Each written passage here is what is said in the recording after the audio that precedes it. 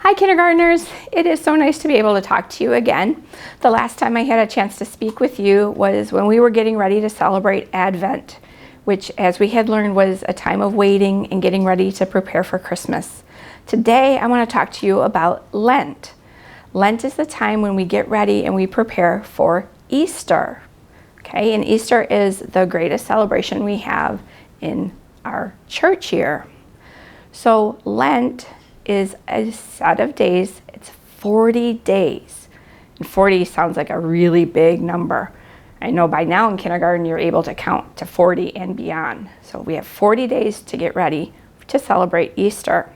This year, Lent is going to start with Ash Wednesday, which will be February 17th. So on February 17th, you're going to have the opportunity to have ashes put in the form of a cross on your forehead. And that's just to remind us that we need to be ready to prepare for Easter. So what do we do during Lent? We have 40 days. What are we supposed to do? There's 3 things that we really need to focus on during Lent. One is prayer, one is something called fasting, and the third one is giving. So what does that mean? Well, prayer is talking to God, and there's many ways to do different prayers. We can pray a rosary, we can pray the prayers that we've learned over the years, like the Our Father and the Hail Mary, or we can learn other ways to pray for people. And I have just a couple of examples for you. One thing that we can learn to do is a 5-finger prayer, and this was put out for everybody by Pope Francis. And you use each of your fingers to pray for a different group of people. So for example, your thumb, you pray for those closest to you, like your friends and your family.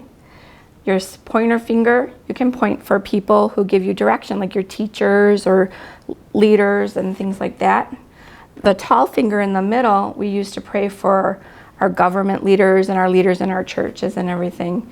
And then our ring finger, we use to pray for those who need a lot of prayer, the sick and the poor. And then our little pinky, you get to pray for yourself. So that's just one example. You can learn to do prayer that way.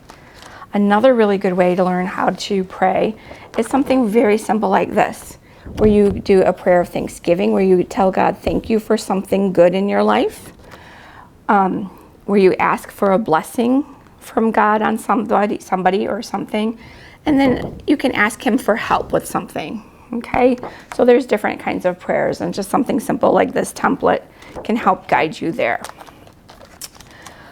To keep track of how you're doing during Lent, one thing I love to do with my kids is to use a tracking calendar, something like this. This is the one we use every year, and it starts with Ash Wednesday, and it goes through the whole 40 days and includes Holy Week up till Easter Sunday. Now, the Sundays during Lent are not part of the 40 days, so they're just marked on this particular one. They're identified, so they don't count in the 40 days. So you actually have 40 plus days to get ready for Easter. The second thing we can talk about is fasting. And what a fast is when we don't do something, okay? A lot of times we think of fasting as, I'm not going to eat this, or I'm not going to drink this, and that's true. But there's other ways to fast. You can fast by not playing your Nintendo Switch for a day. Or you can fast by not watching television for a day. And those are other ways to practice fasting. And the last thing we do during Lent is we give. And most of the time people think that it's just about giving money, and that's not true. You can give of yourself. And what we mean by that is we give our time. We can give ourselves in time by spending, maybe making a FaceTime call to grandma and spending a few minutes talking to a grandma or a grandpa or an aunt you haven't seen in a while. You can give of yourself by writing a note to somebody to send, even if it's, to a place that someone you don't know. So give of your time too. If your family is interested in something to really practice those 3 things, pray, fast, and giving, there's wonderful things online, prayer chains and things like that. One that I like for my family is this little chart, and it's divided into the 3 areas, pray, fast, and give. And then there's just little slips of paper in each of the areas where you can pick one every day to focus on. So for example, if I picked one out of prayer, it says, pray in Our Father for your priest. They're not hard, but they do help you focus a little bit. So what happens at the end of Lent? At the end of Lent, we have Holy Week, right? And then at the conclusion of Holy Week, we have Easter.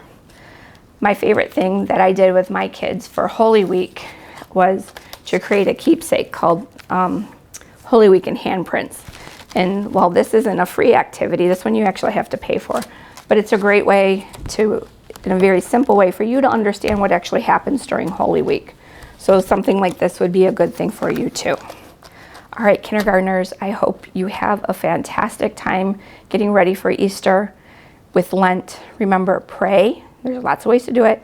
Fast and give of yourself. And then have a very happy Easter.